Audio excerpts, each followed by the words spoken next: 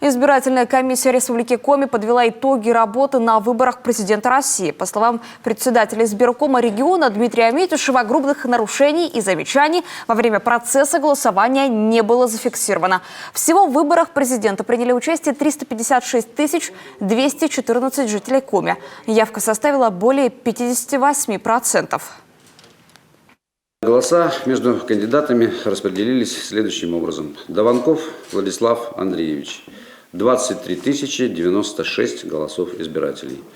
Путин Владимир Владимирович. 286 657 голосов избирателей. Слуцкий Леонид Эдуардович. 18 099 голосов избирателей. Харитонов Николай Михайлович. 19 170 голосов избирателей. Самую высокую явку показал Усть-Вымский район, а самую низкую – Интинский. Более 9 тысяч бюллетеней признаны недействительными, 4 бюллетеня утрачены.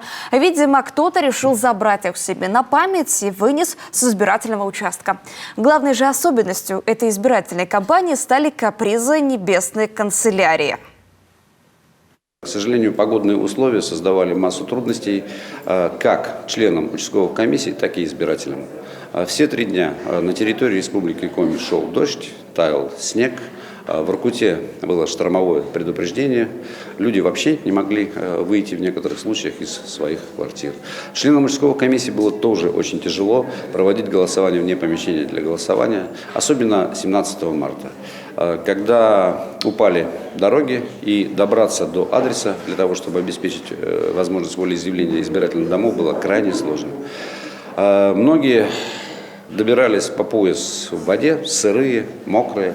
Это было действительно очень трудно, но мы справились. Члены избирательной комиссии подписали итоговые протоколы о результатах президентских выборов на территории Республики Коми. В завершении заседания председатель регионального избиркома отдельно поблагодарил всех, кто принял участие в выборах лидера страны на следующие 6 лет.